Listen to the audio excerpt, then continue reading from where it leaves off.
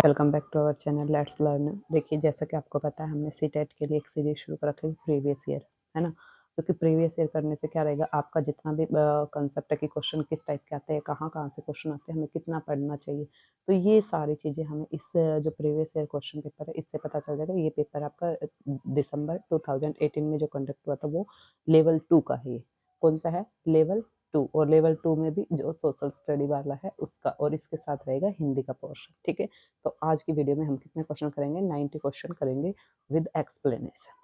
So let's start. Yes, देखिए first question है, स्थल का संकरा भाग जो दो बड़े स्थलीय भागों को एक दूसरे से जोड़ता है उसे क्या कहते हैं? मतलब कोई भी जो लैंड एरिया ऐसे, ये एक और दूसरा ये, अगर ये छोटा सा एरिया है जहां से ये आपस में कनेक्टेड है, इसको क्या बोलेंगे? इसको बोलते हैं स्थल संधि। क्या बोलते हैं? स्थल संधि। ठीक है, अब जो नॉर्थ अमेरिका और साउथ अमेरिका जो जुड़े हुए उसको बोला जाता है पनामा। ठीक है, ये आपके होते हैं, ये जो स्थल संधि है उसको। अब देखिए, जो आपस में जो एक होती है जो जल संधि, जो जल से जुड़े आपस में कनेक्टेड हो। अब भारत और जो श्रीलंका है वो कनेक्टेड है ना, तो उसको क्या बोलते हैं? पाक स्ट्रेट। क्या बोला जाता है? पाक स्ट्रेट। ठीक है, द्वीप क्या होता है? आइलैंड, जो चारों साइड से क्या हो, पानी से एक ऐसा वाटर बॉडी दो जो क्या हो, उसके सराउंडिंग में क्या हो, पानी ही पानी है, उसको बोला द्वीप। अब खाड़ी क्या होता है? जैसे आपने देखा अरब खाड़ी, बंगाल की खाड़ी, है ना, बे ऑफ बंगाल है ये। नेक्स्ट क्वेश्चन है, निम्नलिखित में से कौन सा महाद्वीप आकार में सबसे छोटा है? अब देखिए, एक 7 है ना, तो इन्होंने पूछा सबसे छोटा कौन सा। अब यहाँ जो दे रखे उनमें से सबसे छोटा कौन सा है? ऑस्ट्रेलिया है। कौन सा है? ऑस्ट्रेलिया। सबसे बड़ा कौन सा है? सबसे बड़ा एशिया है। नेक्स्ट आता है आपका यूरोप। ठीक है, और सबसे छोटा है वो कौन सा? ऑस्ट्रेलिया। गिवन ऑप्शन में आपको देखना पड़ेगा, 7 कॉन्टिनेंट है, कौन कौन सा है? एशिया हो गया, यूरोप हो गया, साउथ अफ्रीका हो गया, south Africa, north America, south America, कितने हो गए? 5 हो गए, अंटार्कटिका और ऑस्ट्रेलिया। ठीक, नेक्स्ट है उच्च, तो राइट आंसर क्या रहेगा इसका? फोर्थ। 33 क्वेश्चन देखिए, उच्च प्राथमिक स्तर पर सामाजिक विज्ञान में शामिल, उच्च प्राथमिक स्तर है मतलब यहाँ पर बात की गई है किस लेवल का हम एग्जाम दे रहे हैं? 6 टू कौन सा दे रहे हैं? 6 टू 8th क्लास का, है ना। तो ये ही लेवल पूछा आपसे कौन कौन से। देखिए, आपने पढ़ा होगा एज सोशल साइंस के अंदर आप कौन कौन सी चीजें देखते हो इसके अंदर? आपको हिस्ट्री पढ़ने को देखने में मिलती है ना, और हिस्ट्री भी मिलती है, ज्योग्राफी भी मिलती है, इकोनॉमी मिलती है, समाज शास्त्र आपको नहीं मिलता, तो ये पेयर नहीं है। हिस्ट्री मिलती है, भूगोल मिलता है, राजनीतिक विज्ञान मिलता है, अर्थशास्त्र, तो आपका सेकंड वाला पेयर। ठीक है, अभी हम नेक्स्ट क्वेश्चन देखेंगे। हिस्ट्री मिलती है, आपको ज्योग्राफी मिलती है, पॉलिटिकल साइंस मिलती है, समाज शास्त्र इसमें नहीं मिलता। फिर आपका हिस्ट्री है, और आपका क्या है? ज्योग्राफी है, पॉलिटिकल साइंस है, लेकिन मनोविज्ञान साइकोलॉजी नहीं मिलता। तो सही पेयर कौन सा है आपका? सही पेयर आपका सेकंड है, जिसमें आपको चारों चीजें देखने को मिलती है। कौन कौन सी? हिस्ट्री पढ़ते हैं, ज्योग्राफी, पॉलिटिकल साइंस और इकोनॉमिक्स। क्लियर? इकोनॉमिक्स देखिए 9th और 10th में तो हम कंप्लीटली पढ़ते ही पढ़ते हैं, लेकिन उससे पहले भी कुछ एक्टिविटी आपके ऐसे चैप्टर आ जाते हैं जिसके अंदर आपको बताया जाता है कि कैसे जो बाजार की क्रिया होती है वो की जाती है। क्लियर? नेक्स्ट देखिए, आगमन, इसके अंदर पेडागोजी आपके साथ रहेगी, मतलब जो आपका टीचिंग एप्टीट्यूड है वो वाला। आगमनात्मक अधिगम निम्न में से किस विधा का विरोधाभासी है? तो आगमनात्मक जो है वो आपका किस विधि, मतलब किसका क्या है? कॉन्ट्राडिक्टरी है। तो देखिए, आप आगमन के अंदर तो क्या देते हो? पहले एग्जाम्पल देते हो ना बच्चे को, कि पहले एग्जाम्पल देना, और फिर उसको कहाँ लेकर जाना? रूल के साइड ले जाना। तो इन्होंने पूछा है किसका अपोजिट है, तो ये आपका अपोजिट है किसका? व्याख्या। व्याख्या क्या करेंगे? कोई भी एक चीज ली उसकी व्याख्या करते, लेकिन आगमन में क्या करेंगे? पहले एग्जाम्पल देंगे और एग्जाम्पल के थ्रू बच्चों को वहां तक लेकर जाएंगे जो उन्होंने टॉपिक क्या करना है? टीच करना है। ठीक है, अनुकरण क्या होता है? इमिटेशन करना। जो छोटे बच्चे होते हैं पियाजे वाले स्टेजेस के, आपने देखा फर्स्ट जो स्टेजेस होती है वो बच्चा क्या करता है? मिमिक्री करता है। सेकंड प्री ऑपरेशनल में भी बच्चा ज्यादातर दूसरे को देखकर, लेकिन फर्स्ट वाले सेंसरी मोटर स्टेज के अंदर तो करता ही है। ठीक है, नेक्स्ट है, दिए गए कथन है ए और बी को पढ़िए और सही उत्तर का चयन कीजिए। ये कह रहा है आलोचनात्मक सोच धारणाओं के निर्माण तथा विचारों के अनुप्रयोग और विस्तार को बढ़ावा देती है। ठीक है, कि हमारे क्रिटिकल जो थिंकिंग है वो धारणा के निर्माण की, हमारे जो भी कंस्ट्रक्शन बनते हैं उनका कंस्ट्रक्शन करने में, और विचारों के अनुप्रयोग एप्लीकेशन करने में, उनको विस्तार को बढ़ावा देती है। बात बिल्कुल सही है। देखिए, यह दूसरों के तर्क और विश्वासों को समझने और मूल्यांकन करने में मदद नहीं करता। अरे मदद करता है, ठीक है? तो आप देखिए, आपका ए वाला बिल्कुल सही है, बी वाला क्या है? गलत है, क्योंकि ये मदद नहीं करता। आपको कीवर्ड ढूँढना, ये मदद करता है। जब आप क्रिटिकल थिंकिंग करते हो, मीन्स आप दूसरों के विचारों को समझते हो, तर्कों को, है ना? समझने के लिए मूल्यांकन आप कर सकते हो। ये कह रहा मदद नहीं करता, तो ये आपका गलत है, ये आपका सही है।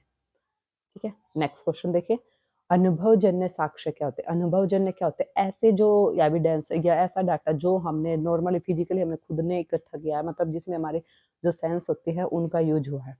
तो देखिए, अनुसंधान के लिए संख्यात्मक दृष्टिकोण ये नहीं है। मैट्रिक इकाइयों के माप पे गए आंकड़े, ये भी नहीं है। नेक्स्ट देखो, आंकड़ों के द्वारा संग्रह विश्वसनीय तरीके का उपयोग कर एकत्रित या इंद्रियों के माध्यम से वास्तविक दुनिया में एकत्रित आंकड़े। तो सबसे ये आपकी जो सेंसरी मोटर स्टेज है, जिनका आपका यूज हुआ, आपने खुद किया है, तो आपने क्या होगा, उन चीज़ों को देखा भी होगा, है ना? कुछ ऐसी साउंड सुना भी होगा, उनको टच भी किया होगा, तो ये सब चीज़ें, ये आपका आ गया अनुभवजन्य साक्ष्य।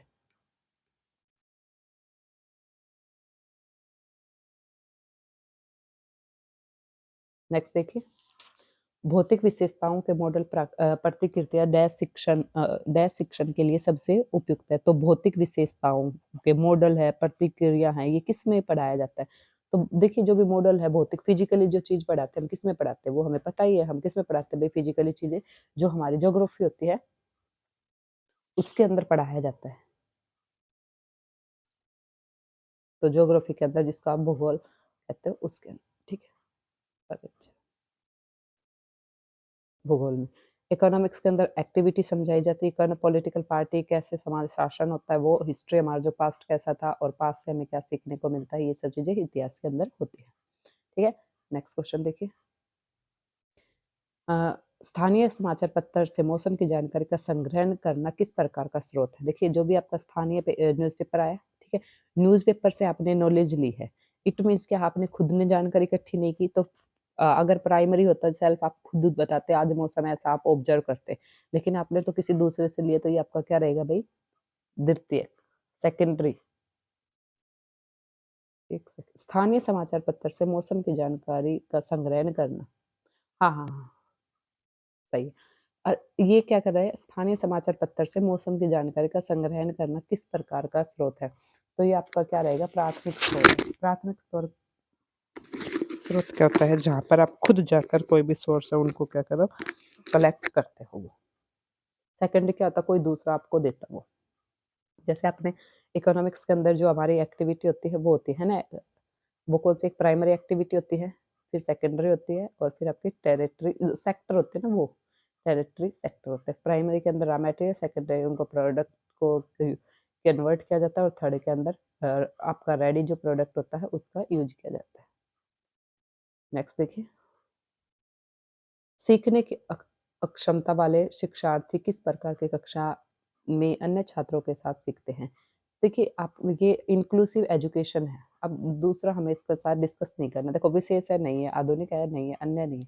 अब ये देखिए, जो बच्चे हैं सीखने, डिसेबिलिटी है उनके अंदर, ठीक है? कुछ नॉर्मल बच्चों के साथ वो सीख सकते हैं। इतनी मतलब उनकी क्या नहीं है, सीवियर नहीं है।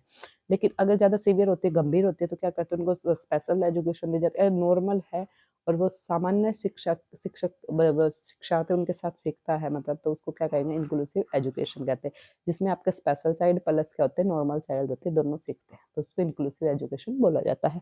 और इंक्लूसिव एजुकेशन के सबसे मेन फीचर क्या होते हैं, इसके अंदर बच्चे का ना, उसके अंतर्गत हीन भावना नहीं पनपती। ठीक है? नेक्स्ट देखिए, निम्नलिखित किस सिद्धांत किसने दिया है? भाई, एक कोई भी सिद्धांत है, इन्होंने दिया है, किसने दिया देखते हैं। सभी बच्चे विकास के समान अनुक्रम, ठीक है, से गुजरते हैं। भाई, समान सेम होता है उनका जो डेवलपमेंट होता है बच्चे का, वो। ठीक। फिर है, लेकिन विभिन्न दरों से, लेकिन उनकी जो रेट होती है वो अलग होती है, किसी का जल्दी हो जाता है, किसी का लेट होता है। इसलिए शिक्षक को पूरी तरह से कक्षा के लिए नहीं, बल्कि व्यक्तिगत बच्चों और छोटे समूह के लिए गतिविधियों की योजना बनानी चाहिए। तो ये डेफिनेशन टाइप से है, ये किन्होंने कहा है? ये कहा है जीन जे पियाजे। पियाजे देखो, अब आपका साइकोलॉजी में है, ये आपका पेडागोजी सब्जेक्ट, पेडागोजी उसमें भी आया है। तो सब पियाजे का जो डेवलपमेंट वाली थ्योरी आप पढ़ोगे, सभी बच्चों का समान होता है ना? लेकिन कहते हैं उनकी जो दरें होती हैं वो अलग-अलग होती है। तो टीचर को ये देखना चाहिए हर एक बच्चे के साथ इंडिविजुअली उसको टाइम देना चाहिए, फोकस करना चाहिए। जीन पियाजे। आपको इस टाइप की अगर कोई भी स्टे डेफिनेशन आते हैं, वो आपको याद ही रखनी पड़ेगी, उनका शॉर्टकट कोई नहीं है। नेक्स्ट देखिए, कक्षा में सहकारी शिक्षा को बढ़ावा देने के लिए एक शिक्षक को चाहिए। सहकारी शिक्षा क्या होता है? Cooperative education. कोऑपरेटिव क्या होता है? बच्चों को कोई भी आप ग्रुप में काम दे दो, कोऑपरेटिव एजुकेशन, ठीक है?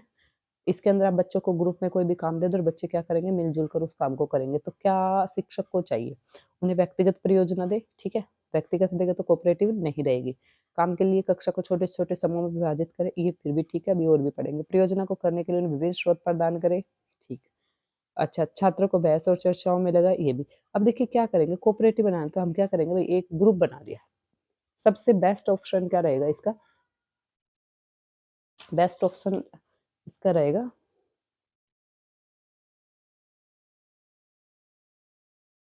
आप देखो ये फर्स्ट वाला तो हटा दो, बाकी 3 आपके बिल्कुल सही लग रहे हैं, ठीक है?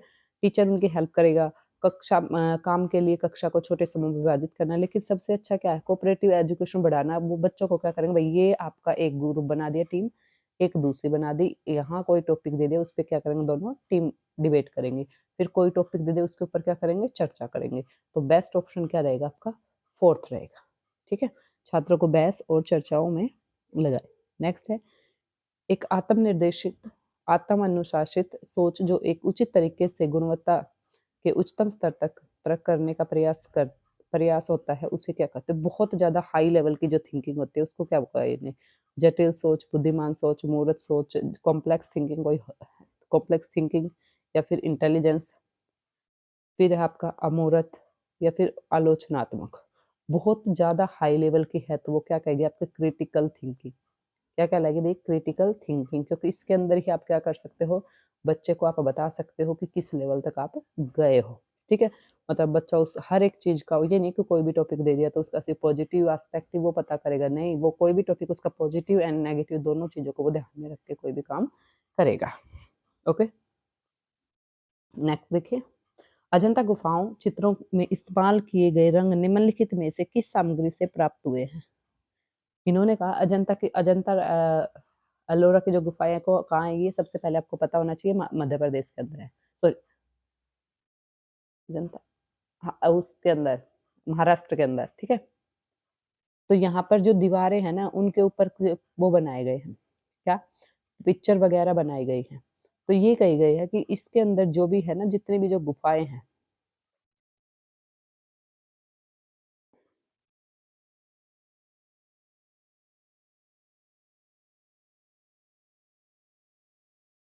जो रंग किया गया है वो कहाँ, किस सामग्री से प्राप्त किया गया है? तो पौधों और खनिजों से प्राप्त किया गया है, नेचुरली है वो, ठीक है?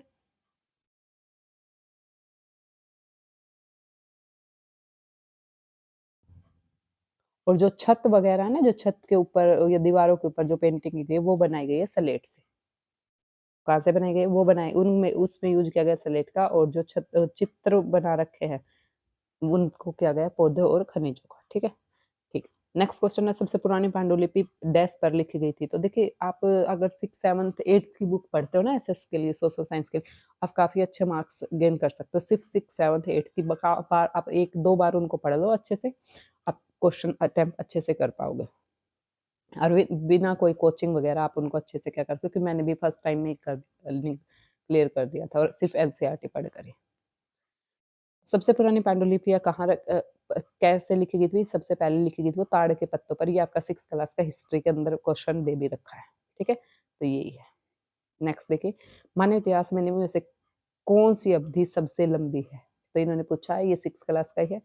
देखिए, मध्यपाषाण काल, नवपाषाण काल, महापाषाण काल या पुरापाषाण काल। तो सबसे बड़ी जो मतलब टाइम पीरियड रहा है मानव इतिहास का, वो किसका रहा है? वो रहा है पुरापाषाण काल का। किसका रहा है? पुरापाषाण काल का।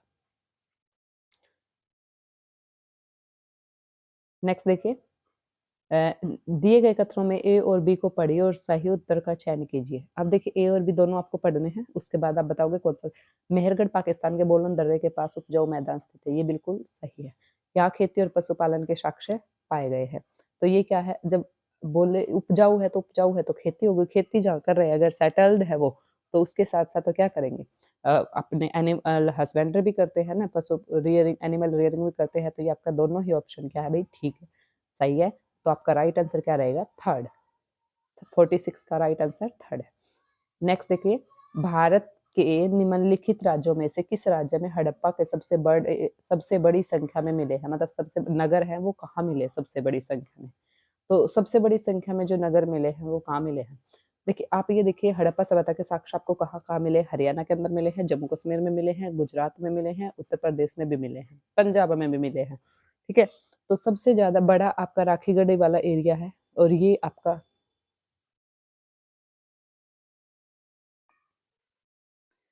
सबसे बड़ा तो टीला है राखीगढ़ी का है जो हरियाणा के अंदर हिसार साइड है, हिसार और फतेहाबाद वहाँ है। लेकिन इन्होंने पूछा गया है जो सबसे बड़ी संख्या में नगर मिले हैं ना वो आपके मिले हैं गुजरात के अंदर, ठीक है? कहाँ मिले हैं? गुजरात में। नेक्स्ट देखिए ऋग्वेद मूल रूप से निम्नलिखित में किस भाषा में लिखा गया है? तो ऋग्वेद है वो किस भाषा में लिखा गया है? संस्कृत, पाली, प्राकृत, ब्राह्मी ब्राह्मी। तो किस में लिखा गया है? ऋग्वेद है वो आपका डायरेक्ट देखिए जितने भी मंत्र वगैरह हैं वो आपके सारे कहाँ हैं? संस्कृत भाषा में है। नेक्स्ट देखिए छठी शताब्दी ईसा पूर्व में मगध महाजनपद में पहले शासक कौन थे? सबसे पहले जो छठी शताब्दी पूर्व थे वहां पर मगध महाजनपद जनपद थे ना 16 थे उनमें सबसे पहले जो शासक माना गया था वो कौन सा माना गया था? बिंबिसार। नेक्स्ट निम्न में से कौन सा बौद्ध धर्म के 3 रत्नों में नहीं है? तो देखिए धम्म, अहिंसा, बुद्धि या संघ। तो कौन सा नहीं है उन उसमें शामिल? देखिए बौद्ध धर्म के 3 रत्न थे, एक तो बुद्ध था, एक आपका संघ था और एक आपका धम्म था। तो अहिंसा है ये आपका नहीं था। ये तीनों थे, धम्म, संघ और बुद्ध। ये आपके बौद्ध धर्म के 3 रत्न थे उसके अंदर था लेकिन अहिंसा आपका नहीं था। नेक्स्ट क्वेश्चन देखिए निम्नलिखित में से कौन राज्यसभा सदस्य का चुनाव करता है? राज्यसभा के जितने भी मेंबर होते हैं जिनको आप एमपी बोला जाता है, मेंबर ऑफ पार्लियामेंट, ठीक है? तो इनका जो सदस्य का चुनाव कौन करता है? संसदीय निर्वाचन क्षेत्र के मतदाता नहीं, राज्यसभा का वो नहीं करते। लोकसभा के सदस्य है, विधानसभा के सदस्य है या फिर विधानसभा निर्वाचन क्षेत्रों के मतदाता नहीं करते। देखिए लोकसभा के मेंबर का हम करते हैं लेकिन राज्यसभा के मेंबर का हम नहीं करते। जो विधायक होते हैं वहाँ वो भेजते हैं, विधानसभा के जो सदस्य है हमारे जो एमएलए होते हैं ना वो करके भेजते हैं इनको आगे। हर एक राज्य के अलग-अलग होते हैं। लोकसभा अब पार्लियामेंट है, थोड़ा-सा देख लीजिए पार्लियामेंट के बारे में। पार्लियामेंट है, इसके 2 हाउसेज़ होते हैं। पार्लियामेंट इसके 2 हाउसेज़ होते हैं, एक आपका लोकसभा है, ठीक है? और एक आपका राज्यसभा है। लोकसभा को बोला जाता है लोअर हाउस और इसको बोला जाता है आपका अपर हाउस। अब देखिए जो लोकसभा है इसका टाइम पीरियड 5 ईयर का होता है। इससे पहले भी इसको क्या किया जाता है भंग किया जा सकता है। राज्यसभा का टाइम पीरियड नहीं होता ये क्योंकि परमानेंट हाउस है। यहाँ मेंबर होते हैं उनका 5 ईयर का टेनर होता है, कार्यकाल होता है। राज्यसभा के जो मेंबर होते हैं उनका टेनर 6 ईयर का होता है। मेंबर का होता है, हाउस का नहीं होता। क्लियर? लोकसभा के मेंबर होते हैं इनका डायरेक्ट है वो जितने भी जो हम लोग हैं वो इनका इलेक्शन करते हैं लेकिन एमएलए का ये राज्यसभा के जो सदस्य हैं इनका इलेक्शन हम नहीं करते चुनाव। जितने भी जो एमएलए चुने जाते हैं वो करके भेजते हैं। क्लियर? हर राज्य के अपने-अपने हैं। अगर हम बात करें हर राज्य की जो जनसंख्या होगी उसके बिहाफ पे वहाँ के राज्यसभा के सीटें फिक्स होती हैं। नेक्स्ट क्वेश्चन देखिए 51 का आंसर है थर्ड आपका, ठीक है? नेक्स्ट क्वेश्चन देखिए भारतवाणी में से किस शासन प्रणाली को अपनाया गया है? तो भारत के अंदर देखिए आप पूछोगे कैसी है? तो राष्ट्रपति और संघीय है या फिर आपकी राष्ट्रपति और संघीय नहीं है। राष्ट्रपति एकात्मक नहीं है, एकात्मक तो हमारी है ही नहीं, हमारी संसदीय और संघीय है। संसद है पार्लियामेंट्री है और उसके साथ-साथ क्या है आपका यूनियन। नेक्स्ट देखिए अनुसूचित जातियों के लिए कितने संसदीय निर्वाचन क्षेत्र आरक्षित है? संसद के अंदर कितने सीटें इनकी रिजर्व अनुसूचित जाति के 84 है और अनुसूचित जनजाति की पूछे तो आपके कितने है भाई 47 है और ये इनकी शायद फिक्स है 2026 तक। नेक्स्ट चलिए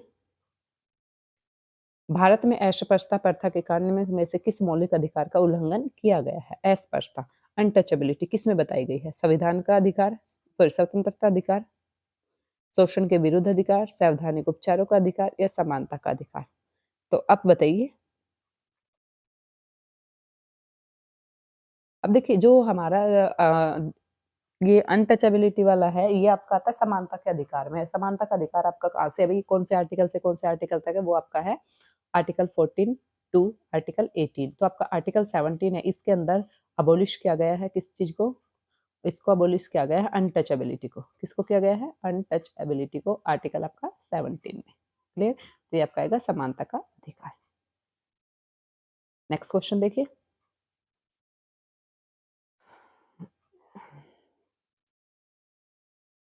भारत के संविधान के अनुसार निम्न में से कौन सा मौलिक अधिकार नहीं है। अब देखिए हमारे कौन कौन से मौलिक अधिकार है, 6 है। कितने भाई, 6, लेकिन पहले कितने थे, एट प्रेजेंट 6 है, पहले आपके 7 थे। इसके अंदर आपका जो असिस्ट का राइट टू असिस्ट है वो था, है ना, राइट टू एसेट, लेकिन उसको क्या कर दिया गया, उसको रिमूव कर दिया गया यहाँ से फंडामेंटल राइट से, उसको क्या बना दिया गया, लीगल राइट, कानूनी अधिकार है वो, ठीक है, उसको डाल दिया गया है। पहले वो आर्टिकल 31 में था, अब उसको डाल दिया गया 300A के अंदर। यस, भारत के संविधान के में से कौन सा मौलिक अधिकार नहीं है, तो देखिए अब मैं बता दूं, शोषण के विरुद्ध अधिकार है, यस। धर्म की आजादी, यस। संपत्ति का अधिकार अब नहीं है, हाँ। शिक्षा का अधिकार को आपके अंदर इसके अंदर डाल दिया गया है, ये आपका है फंडामेंटल ड्यूटी के अंदर भी है और इसका अधिकार भी है। और शिक्षा का अधिकार है वो आपका आर्टिकल 21A का अंदर है। 6 to 14 ईयर के बच्चों को पेरेंट्स की भी रिस्पॉन्सिबिलिटी होगी, गवर्नमेंट की भी होगी कि वो हर 6 to 14 एज ग्रुप है उन हर एक बच्चों को क्या करें, एजुकेशन प्रोवाइड करवाए। ओके, नेक्स्ट देखिए, अस्पृश्यता के आधार पर भेदभाव को संदर्भित करती थी। तो देखिए जो हमारा अनटचेबिलिटी होती है वो ज्यादा से ज्यादा किस पे फोकस करती थी, वो करती थी कास्ट के ऊपर, कास्टिज्म ज्यादा था, है ना, कि जो लोअर कास्ट के लोग हैं उनके साथ मिसबिहेव किया जाता था।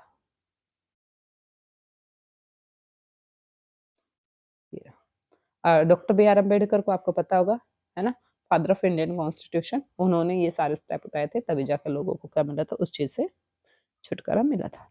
डेस, मुख्यमंत्री को कौन नियुक्त करता है, मान लो मुख्यमंत्री है, उसकी नियुक्ति कौन करेगा, तो मुख्यमंत्री की नियुक्ति कौन करता है भाई, मुख्यमंत्री की नियुक्ति करेगा राज्यपाल।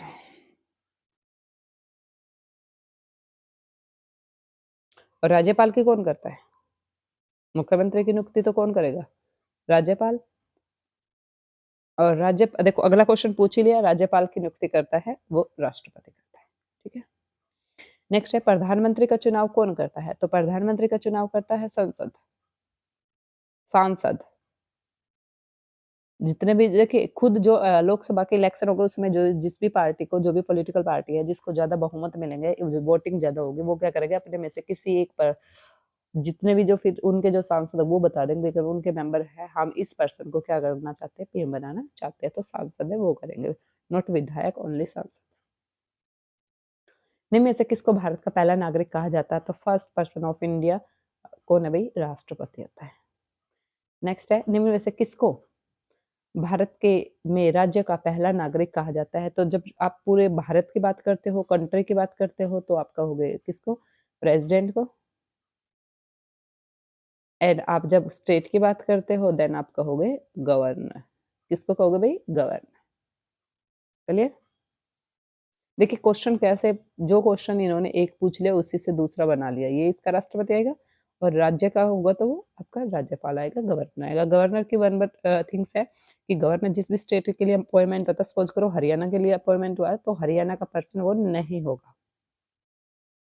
नेक्स्ट देखिए, वर्तमान लोकसभा, अभी देखिए वर्तमान हम 2024 की बात नहीं कर रहे, अब 2019 से 2023, 2019 में इलेक्शन हुए थे, है ना,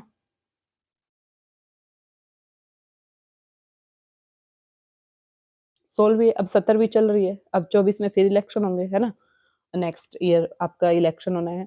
तो अब देखिए हमारे पास ये 2024 के बाद, वर्तमान लोकसभा 2014 के बाद 19 तक रही थी, ये 15वीं 16वीं, अब आएगी 17वीं, ठीक है। तो इसका राइट क्वेश्चन आपका राइट आंसर क्या रहेगा भाई, राइट आंसर रहेगा आपका 3, 16वीं, ठीक है। अब 17वीं आएगी, मैंने आपको बताई दी पहले। नेक्स्ट है, भारत का वर्तमान राष्ट्रपति कौन है, तो अभी देखिए अभी आप पढ़ोगे तो कौन है, द्रौपदी मुर्मू है ना, उस टाइम पे पूछा था 2014 में, कौन था,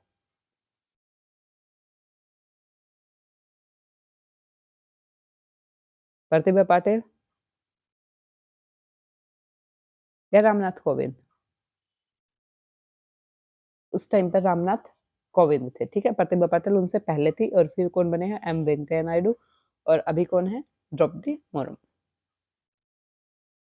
नेक्स्ट देखिए, क्वेश्चन लर्न करने का एक ही बेनिफिट है कि जितना आपको आता है उसको पूरा एक्सप्लेन करिए। नेक्स्ट है, भारत के संविधान निम्न में से किसका उल्लेख नहीं किया? भारत का जो संविधान है उसमें निम्न में से किसका उल्लेख नहीं किया गया था? सरकार के ढांचे का, राजनीतिक दलों के नाम, नागरिकों के अधिकार बताया गया, राज्य और केंद्र शासित प्रदेशों के नाम के बारे में कहीं नहीं बताया गया। इसके अंदर स्टार्टिंग जो होती है वहां नहीं बता रखा। एक बता रखा है कि भारत है वो एक राज्यों का संघ होगा, उनका नाम भी नहीं बता रखा। और राजनीतिक दलों के नाम तो ये भी नहीं बताया। इसमें इलेक्शन कमीशन बता रखा है, ठीक है। इलेक्शन कमीशन के बारे में बता रखा है कि इलेक्शन कमीशन होता है, इलेक्शन कमीशन डिफाइन करता है कि कौन से पॉलिटिकल पार्टी को क्या नाम देना, ये सब चीजें। तो आपका बेस्ट ऑप्शन रहेगा फिर सेकंड, राजनीतिक दलों के नाम। नेक्स्ट देखिए, राज्यसभा में सदस्यों को कौन नामांकित करता है? राज्यसभा के जितने भी मेंबर होते हैं, क्योंकि इनका इलेक्शन नहीं होता, किसी भी फील्ड के एक्सपर्ट होते हैं, उनको भेजा जाता है। तो कौन करता है? राष्ट्रपति करता है इनको नामांकित। हर बार 1/3 मेंबर रिटायर्ड हो जाते हैं, उनकी जगह नए ऐड हो जाते हैं। नेक्स्ट क्वेश्चन देखिए, निम्नलिखित में से कौन भारत की संविधान सभा का अध्यक्ष है? संविधान सभा का अध्यक्ष किन्होंने संविधान सभा?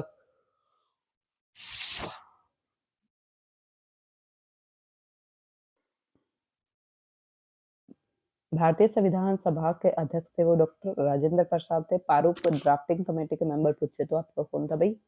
ये थे डॉक्टर बी आर अम्बेडकर। और जवाहरलाल नेहरू कौन थे? जिन्होंने जो फर्स्ट हमारे प्राइम मिनिस्टर बने थे वो। और श्री राजा गोपालचारी कौन थे? ये थे फर्स्ट लॉर्ड वगैरह भी कुछ बने थे। और उसके साथ हाँ, स्वतंत्र भारत के पहले ऐसे पर्सन है ये।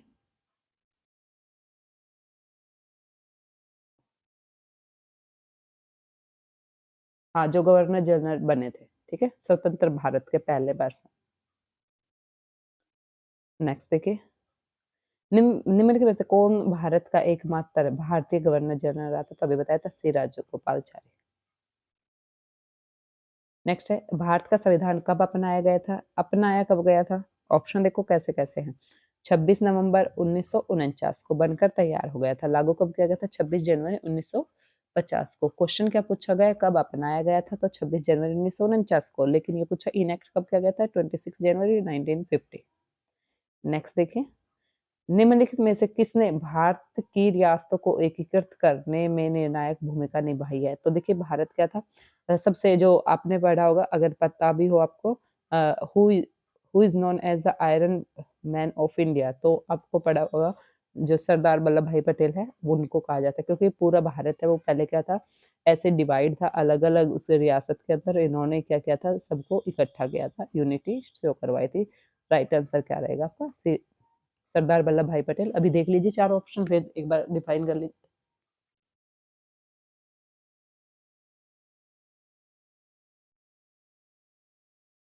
चारों क्वेश्चन को एक बार फिर डिफाइन कर लेते हैं। तो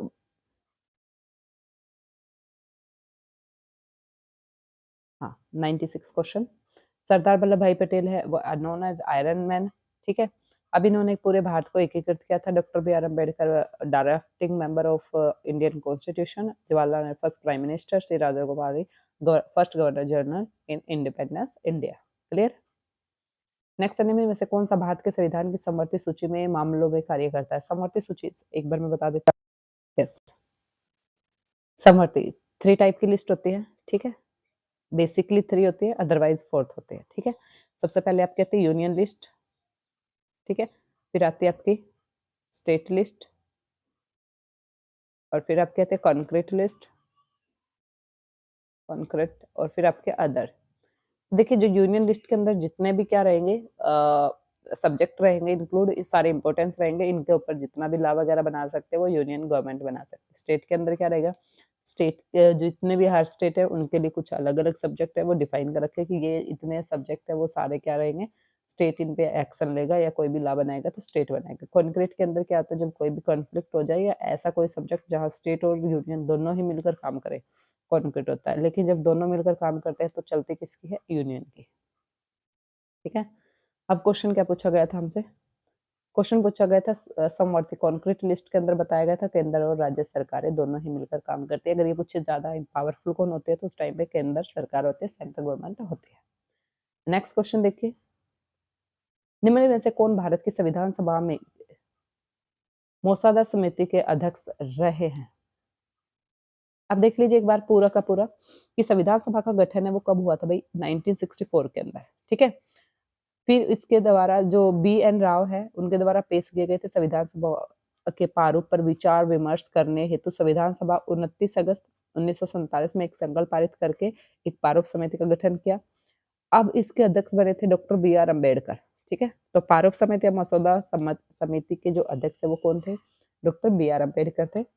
इसके प्रारूप समिति के सदस्य में एन, देखिए ज्यादातर इसके अंदर अगर आप ध्यान से पढ़ोगे आपके बुक वगैरह में होगा तो जितने भी कृष्ण भगवान के नाम है उनपे हैं। देखिए एन गोपाल स्वामी आयंगर, अलादि कृष्णा स्वामी अय्यर, कन्हैया लाल मणि, ठीक है। फिर मणिक लाल मुंशी, सैयद मोहम्मद शादुल्ला, एन माधव राव और डी.पी. खेतान निधन हो गया था। इनका निधन होने के बाद टी.टी. कृष्णाचारी शामिल हुए थे। क्लियर। नेक्स्ट है 18वीं सदी में किसके नेतृत्व में बंगाल धीरे धीरे मुगलों से अलग हो गया था? तो मुर्शिद कुली खां या नादिर शाह। देखिए यहाँ पर कौन आ जाता है, तो राइट आंसर रहेगा मुर्शिद कुली खां। यहाँ तक के हम करते हैं, इससे अगला रहेगा आपका, इस नेक्स्ट वीडियो आपको मिल जाएगी, उसमें कुछ क्वेश्चन बच गए वो और हिंदी का पोर्शन आपका साथ साथ है। तब तक आप इसको अच्छे से पढ़िए, रिवाइज करिए, प्रीवियस ईयर से काफी आपको हेल्प मिलेगी। It's my personal opinion.